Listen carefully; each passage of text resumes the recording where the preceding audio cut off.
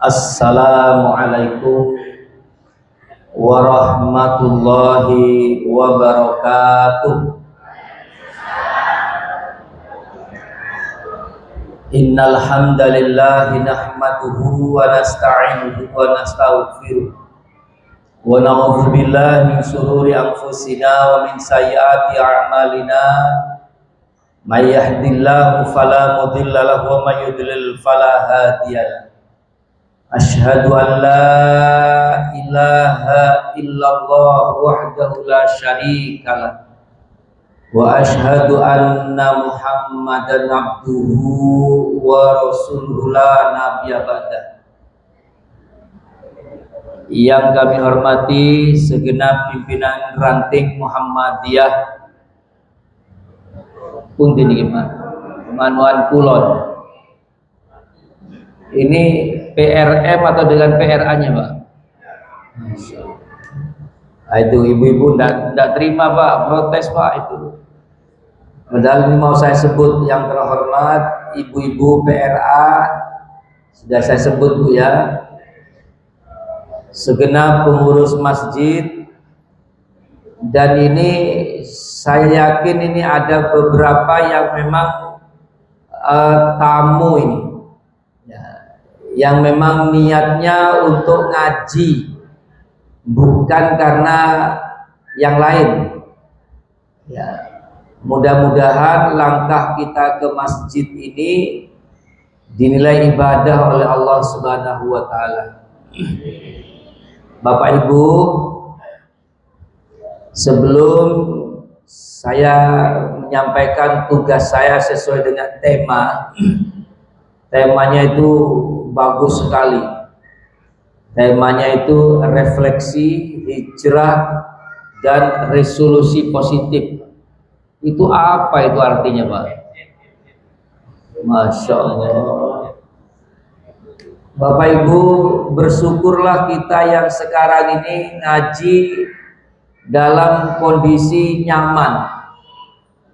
Saudara kita yang ada di Aceh, Sumatera Barat, Sumatera Utara itu belum bisa berada pada kondisi seperti jenengan ini. Betul, Bu? Apalagi yang mau kita ucapkan kalau bukan alhamdulillahirabbil alamin.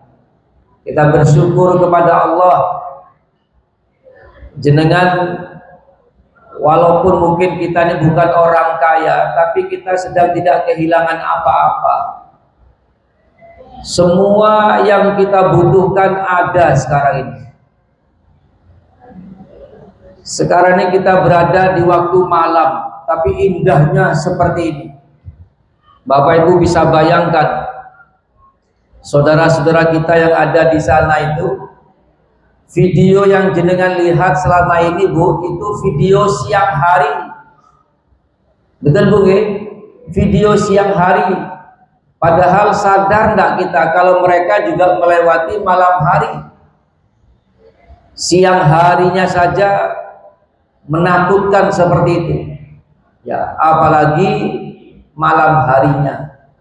Jadi kalau kita sekarang berada pada kondisi nyaman seperti ini, ayo kita haturkan kepada Allah rasa syukur dengan mengucapkan alhamdulillahirabbil alamin, sambil memohon kepada Allah agar kita terus diberi kondisi yang bagus untuk beribadah kepada Allah Subhanahu wa taala. Ngoten Bapak Ibu nggih. Bu, belum tentu, Pak, yang ada di majelis ini sekarang, siapapun yang mendengarkan maupun yang sedang bicara, ya, belum tentu berakhir hidupnya dalam keadaan husnul khotimah. Tidak ada jaminan, Pak. Tidak ada jaminan. Saya sering menyampaikan di beberapa masjid, mati itu kata kuncinya 3. Yang pertama, orang meninggal itu atau mati itu tidak selalu setelah tua. Betul? Tidak selalu setelah tua. Berapa banyak kita menyaksikan seorang ayah ya mengubur jenazah putranya sendiri. Ya, atau mungkin seorang kakek menghadiri pemakaman cucunya, betul Pak G? Berapa banyak kita menyaksikan begitu. Yang kedua, mati itu tidak selalu diawali dengan sakit yang berlama-lama. Ya, orang yang meninggal di Aceh, Sumbar Sumut itu Bapak Ibu, bahkan firasat pun mereka tidak punya. Mereka mungkin ada yang sakit, tapi lebih banyak yang tidak sakit. Bahkan ada orang kadang-kadang merawat orang sakit, yang meninggal duluan yang merawat. Dan yang ketiga, hadirin sekalian, yang paling mengerikan ini, mati atau meninggal itu tidak selalu terjadi setelah yang bersangkutan itu selesai bertaubat. Diingat baik-baik Pak. Kalau sudah bertaubat, sholatnya 5 waktu di masjid, zikirnya bagus, tilawahnya panjang, tahajudnya panjang, infak sodakonya sudah bertabur pahala, terus meninggal, itu seperti janjian dengan Allah Pak. Tapi kalau belum pernah menyentuhkan keningnya di sajadah sholat, belum pernah masuk ke masjid, belum pernah tilawah Quran, walaupun hanya 1 ayat, terus meninggal, ya sudah Pak, mau apa lagi? Kata orang tua kita itu, maut itu tidak maju dan juga tidak. Itu hadirin sekalian, apa yang jenengan istilahnya yakinkan?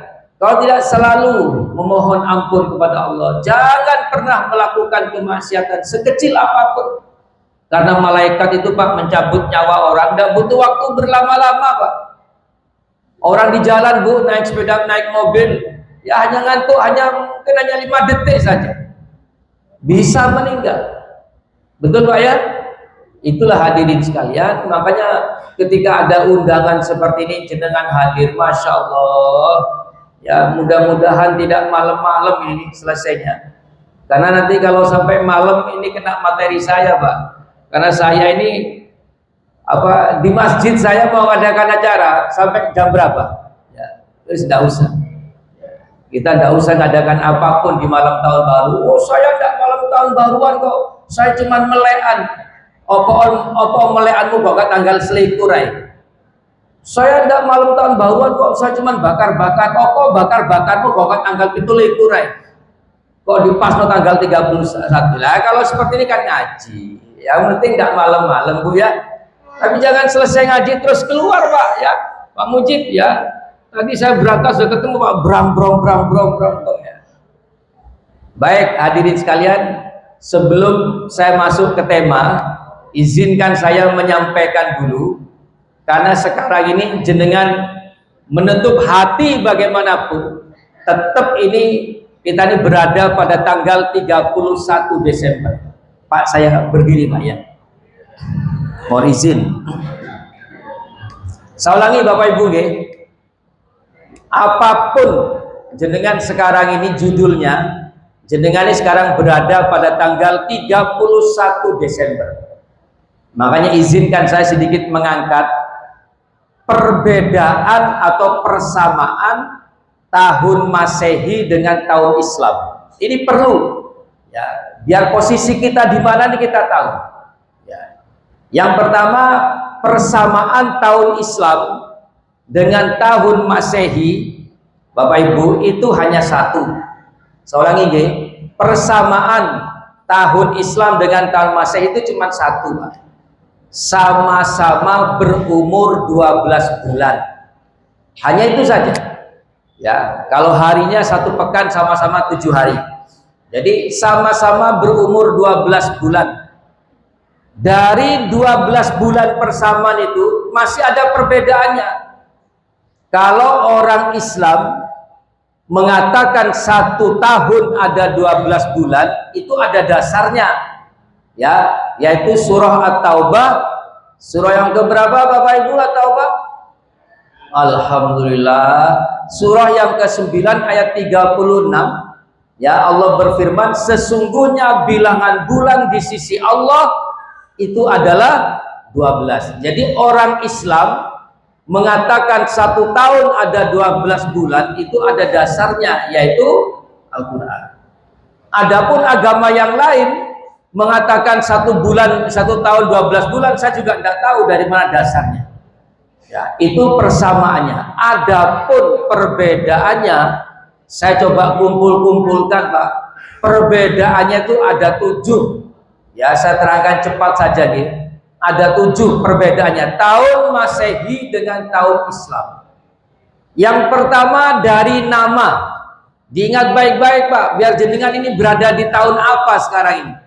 Ya, yang pertama dari nama. Kalau tahun Islam itu disebut dengan tahun apa, Pak? Hijriah. Kalau tahunnya orang Nasrani disebut dengan tahun Masehi. Pun nggih, sudah kan kenal kan nggih jenengan nggih? Sudah. Yang kedua, dari latar belakang atau motivasi pemberian nama. Kalau tahun Islam diberi nama tahun Hijriah itu berdasarkan dari apa, Bu? Hijrahnya Rasul dari Mekah ke Madinah. Saya ulangi nggih, dari hijrahnya Rasul dari Mekah ke Madinah. Dan itu terjadi pada kenabian yang ke-13 ketika Rasul berumur 53 tahun. Adapun tahun Masehi diberi nama tahun Masehi itu dari asalnya Al-Masehi. Al-Masehi ini sinten? Al-Masih, lahirnya Isa. Sudah, biar jenengan paham ya, yang mana yang Islami, yang mana yang bukan. Yang ketiga dari nama-nama bulan. Saya lewat ke yang Masehi dulu. Yang Masehi ini ku sing pundi, Bu? Hafal ya jenengan nggih? Pak, hafal Pak ya? Ya, itu tahun apa niku? Januari, Februari. Niku tahun Masehi, yang Al-Masih wau nggih. Ya, yang orang Nasrani wau nggih. Kalau tahun Islam hafal, Bu. Hafal nama bulannya, Pak, ganti mundur lah. Lu langsung Ramadan. Napa, Pak? Muharram, Safar,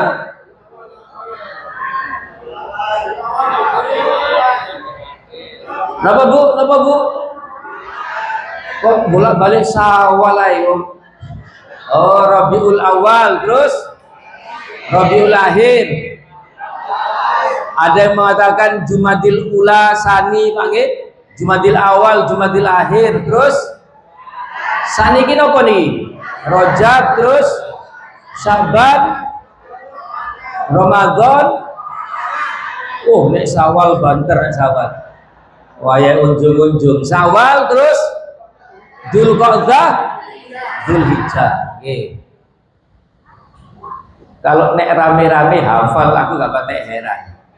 Tapi nek ijenan hafal. Ada cara menghafal, Bu.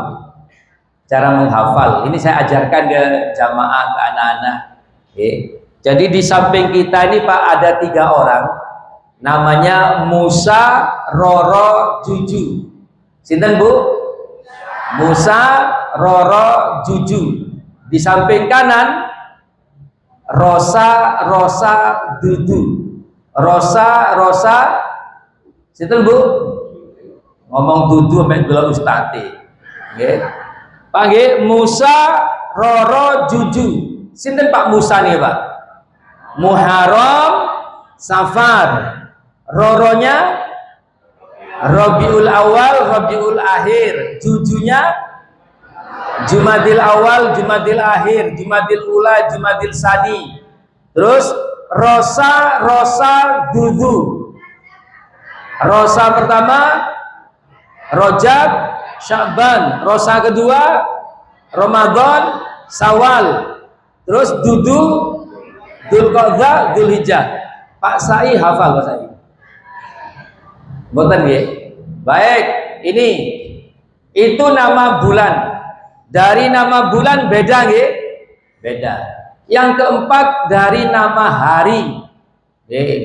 Kalau Itsnin, Senin, memper memper. Selasa, mirip. Rabu, Arba'a, mirip. Khamis, Khamsa, Kemis, mirip. Jumat, Jum'ah. Kalau saudara saya itu Jumat, mirip. Sabat, Sabtu, mirip. Yang enggak mirip itu apa? Hari ini hari Ahad. Sebelum Rabu, sebelum Selasa, sebelum Senin. Bu, hijrahnya kita bukan rame-rame ke Madinah. Hijrahnya kita, Pak, biasakan mengucapkan Ahad. Ya, pun jangan sekali lagi mengatakan loh, saya ngomong. Saya seandainya waktunya panjang, Pak, saya ceritakan, Pak, dari mana munculnya kata minggu. Santo Domingo. Santo Domingo itu, Bu, santo itu orang suci, Domingo itu namanya orang suci. Ini orang yang pertama kali berada di balik tirai, balik kamar kecil dulu, Pak, di gereja lah, wonten apa, Pak? Ruang apa, Pak? Pengakuan dosa. Bapak saya mohon ampun, Bapak saya. Itu di balik kamar tuh ada orang suci, itu namanya Santo Domingo. Terkait dengan misi gereja, misinya orang Nasrani, Portugis masuk ke Indonesia tahun 1511, misinya tuh 3G. 3G ini kan apa, Pak? Gold, glory, gospel. Gold itu artinya emas. Ya, mereka itu oleh Vatikan diberikan kewenangan untuk mencari emas di seluruh dunia. Yang Portugis diberi wilayah timur, mulai dari India, Asia sampai ke Indonesia. Sedangkan yang Spanyol diberikan kekuasaan di wilayah barat, Eropa, Amerika. Tapi karena mereka tidak mendapatkan apapun, maka pada tahun 1521, selisih 10 tahun, mereka ikut ke timur juga. Makanya Spanyol masuk Indonesia itu, Pak, 1521. Gold, emas. Yang kedua, glory. Glory ini artinya apa, Pak? Memperluas kekuasaan. Makanya jenengan kalau ada toko roti glory, tidak usah tanya, itu pasti bukan miliknya PRA Manuan Kulon. Loh, dan yang punya toko glory itu, Bapak Ibu, itu bukan hanya Nasrani awam, itu orang-orang Nasrani yang militan, yang tahu bahwa di balik kata itu ada sebuah misi yang mereka pakai sejak zaman Belanda dulu, sejak zaman penjajahan. Terus yang ketiga itu gospel. Gospel itu artinya apa? Mengembalikan domba-domba yang tersesat. Akhirnya mereka tuh mendirikan gereja. Domba yang tersesat itu sinten, Pak? Nggih jenengan sanes kula. Domba yang tersesat sampai sekarang istilah itu masih dipakai, Pak, oleh mereka. Ya, sedangkan kita menyebut orang-orang di luar Islam itu apa? Kafir. Kafir itu tidak jelek, Bapak Ibu. Kafir itu asal katanya apa ya? Menutupi. La in syakartum la azidannakum wa la in kafartum wa la in kafartum. Barang siapa tidak mengakui, barang siapa yang kufur, barang siapa yang menutup rahmat Allah, jadi diserap oleh bahasa Inggris jadi cover buku. Ya, itu hadirin sekalian. Terus Ahad bagi umat Islam itu hari pertama, Pak, jangan keliru, Pak. Ya, tapi bagi mereka Minggu itu hari terakhir. Makanya di TV itu, Pak, kalau sudah malam Ahad, mereka tuh biasa mengatakan selamat berakhir pekan. Mereka menghitung hari itu dari Senin. Tapi kalau kita lain, hadirin sekalian, hari Ahad itu merupakan hari pertama. Itu harus diyakini, Bapak Ibu. Hijrahnya kita sekali lagi bukan harus ke Madinah. Hijrahnya kita sekarang meninggalkan sesuatu yang bukan milik kita, kembali. Makanya Pak Nun Sewu, kalau PCM atau ranting, saya gembar-gembor di PDM itu amal usaha Muhammadiyah itu kalau bikin kalender jangan pakai hari Minggu, tapi pakai hari Ahad. Dan kemarin saya di percetakan tuh bikin sekolah saya, ya itu bikin kalender, ambil template dari percetakan Pak. Ternyata juga bukan hari Minggu Pak, tapi sudah hari Ahad. Bu, jangan lagi pakai kata loh, saya ngomong. Mulai dari hari Ahad. Sudah Pak. Nanti hijrah kita yang berikutnya itu, hadirin sekalian, ini saya sempal sedikit Pak. Di surah itu, di surah apa? At-Taubah ayat 36 itu Allah mengatakan, ya, sesungguhnya bilangan bulan di sisi Allah itu adalah 12 bulan yang Allah tetapkan ketika Allah menciptakan langit dan bumi. Di antaranya arba'atun hurum, ada 4 bulan yang mulia. 4 bulan mulia itu hadirin sekalian, Pak, di Al-Quran tidak disebutkan, hadis pun Rasul tidak menjelaskan dengan gamblang. Rasul hanya memberikan isyarat 4 bulan itu, yang 3-nya berurutan, yang 1-nya berada di antara Jumadil Akhir dan Sa'ban. Apakah yang berurutan itu? Yang pertama bulan Dzulqa'dah, bulan yang ke-11, Dzulhijjah, bulan yang ke-12, dan bulan Muharram, bulan yang pertama. Sedangkan 1 bulan yang berada di antara Jumadil Akhir dan Sa'ban itu adalah bulan Rajab.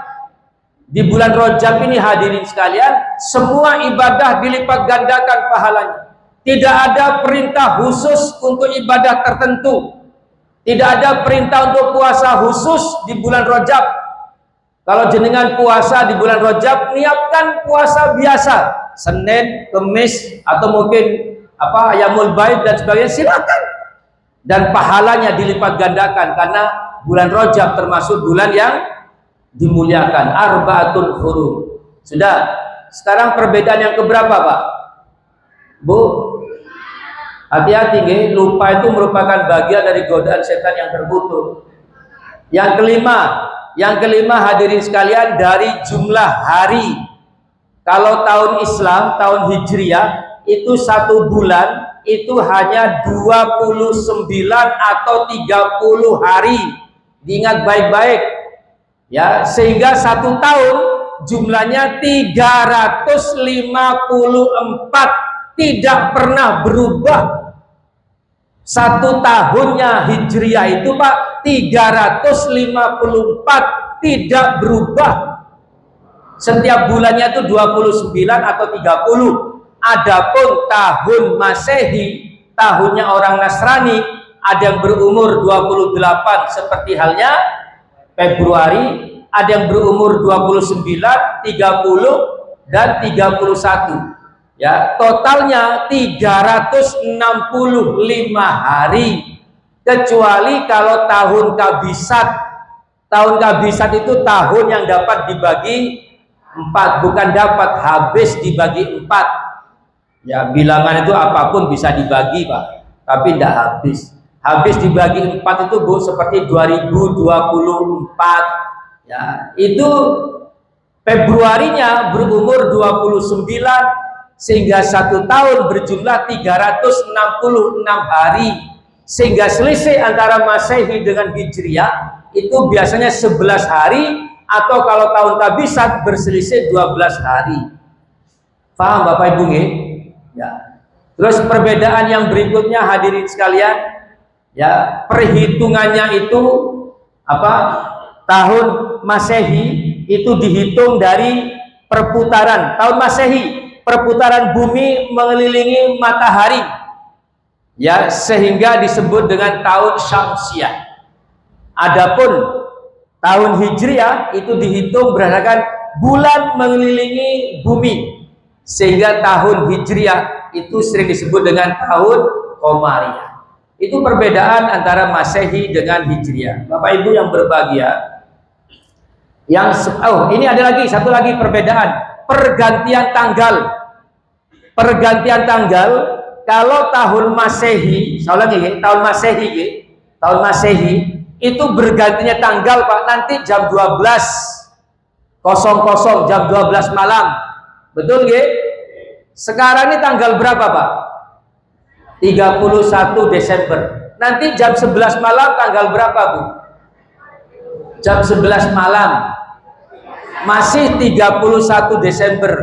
Jam 12 malam lebih 1 detik itu masuk tanggal 1 Januari. Paham nggih? Tapi kalau tahun Hijriah itu bergantinya waktu itu pada azan maghrib. Allahu Akbar, Allahu Akbar. Berbeda tanggalnya. Masih ingat nggak waktu kita puasa? Dulu mana taraweh dengan puasanya? Dulu mana taraweh dengan puasanya? Taraweh dulu baru puasa. Kenapa? Ketika sudah masuk maghrib, ya itu sudah masuk tanggal 1 Ramadan. Rangkaian ibadah Ramadan sudah bisa dimulai karena malam yang bisa dilakukan qiyamul Ramadan yang biasa disebut dengan sholat taraweh, ada darus dan sebagainya. Benar puasanya besok. Karena puasa itu mulai terbit fajar sampai tenggelamnya matahari. Tapi malamnya itu sudah tanggal 1 Ramadan. Sehingga kegiatan rangkaian ibadah bulan Ramadan sudah dimulai.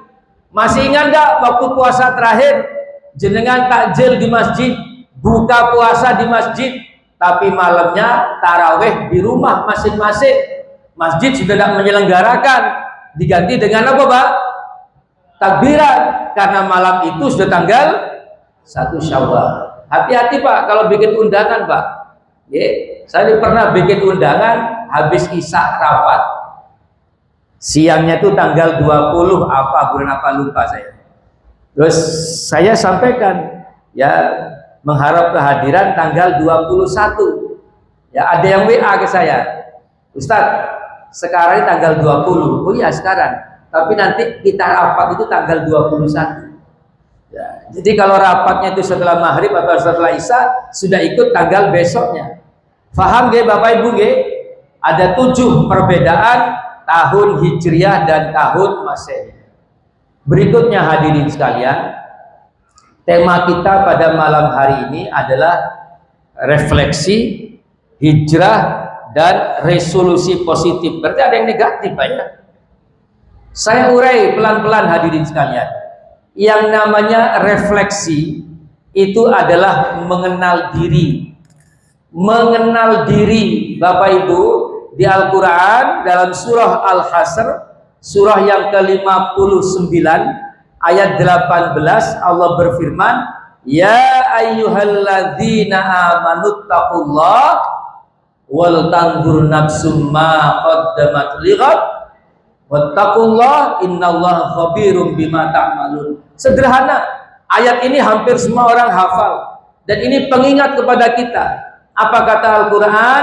Ya ayyuhalladzina amanu. Kalau sudah ada ayat diawali dengan ucapan ya ayyuhalladzina amanu, mesti lanjutannya itu Pak, kalau bukan perintah mesti larangan.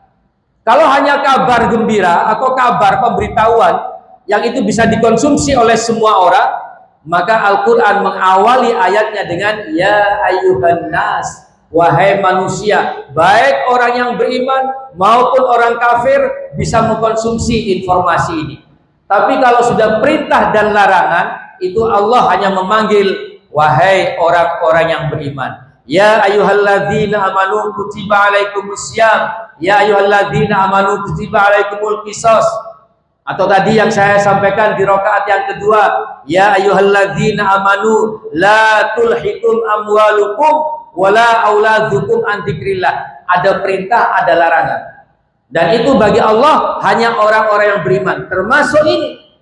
Wahai orang-orang yang beriman, bertakwalah kamu kepada Allah dan hendaklah setiap diri itu melakukan introspeksi, melakukan refleksi, mengenal dirinya, apa yang sudah pernah dilakukan. Bahasa agamanya Pak Mujib, muhasabah. Muhasabah itu apa ya? Rasul itu sebelum menerima wahyu, Rasul itu sering menyendiri di Gua Hira. Apa Pak istilahnya Pak?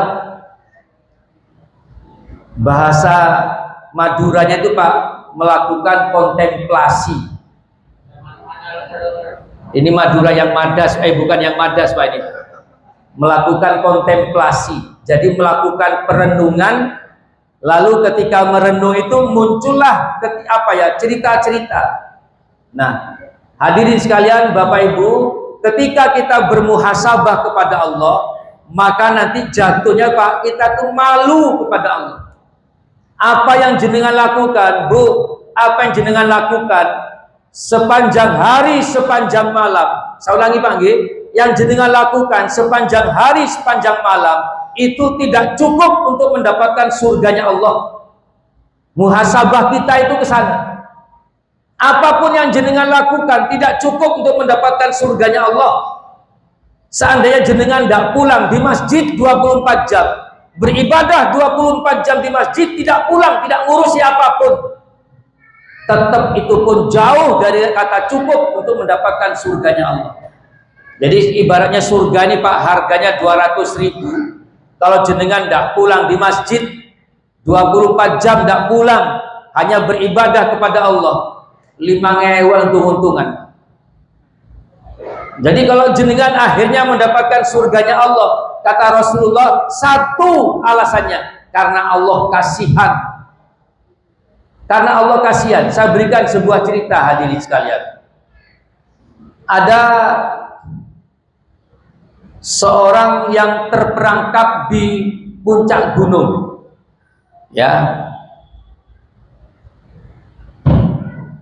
Oke Pak, mulai Pak. Ini malam tahun baru ini harus habis-habisan Pak ini Pak ya.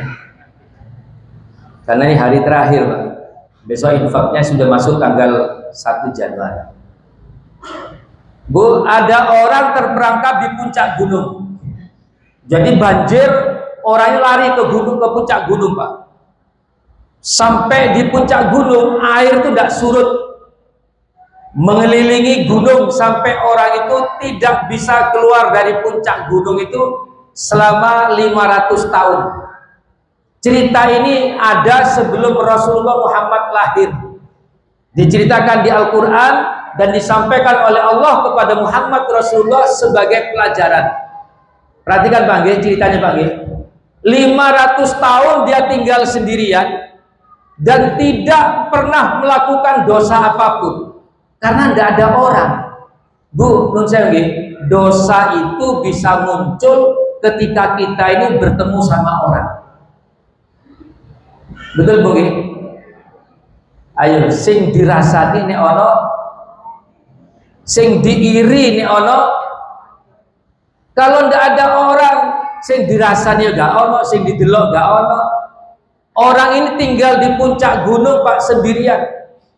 Dia hanya beribadah, menyebut asma Allah, istighfar, terus menyebut asma Allah selama 500 tahun. Bu, nun saya menurut jenengan, seandainya orang yang meninggal, kira-kira masuk kemana Bu?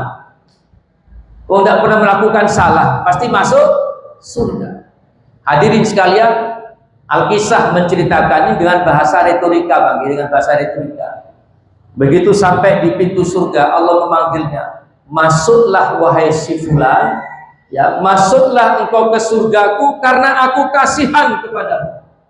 Mendengar kata-kata karena aku kasihan kepadamu. Ahli ibadah itu tidak rela, tidak rela. Ya Allah, kenapa engkau masukkan aku ke surgamu? Karena engkau kasihan kepadaku ya Allah. Apakah ibadahku selama 500 tahun tidak cukup untuk mendapatkan surga? Rumangsa ibadah 500 tahun, rumangsa wis cukup nek oleh surga. Allah panggil malaikatnya, tunjukkan hisabnya. Hadirin sekalian, ini kalau bahasa kita, semua yang kamu lakukan selama 500 tahun, aku catat, tidak ada satupun yang terlepas dari hisabku. Hanya asal engkau tahu, ibadahmu selama 500 tahun itu masih belum cukup menggantikan mata yang aku berikan kepadamu. Menggantikan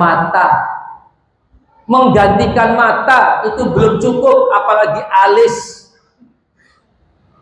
yang kadang-kadang dirubah jadi perahu Dewa Ruci, kadang-kadang dirubah jadi speedboat.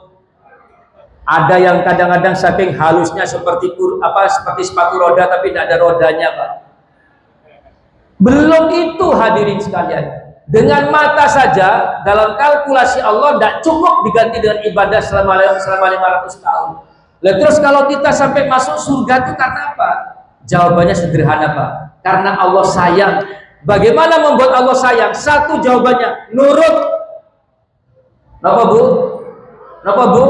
Nurut. Diperintah sholat, lakukan sholat. Walaupun sholat kita tidak sebagus sholatnya Rasulullah. Betul? Diperintah puasa, lakukan puasa. Walaupun puasa kita tidak sebagus puasanya Rasulullah. Ini, Pak.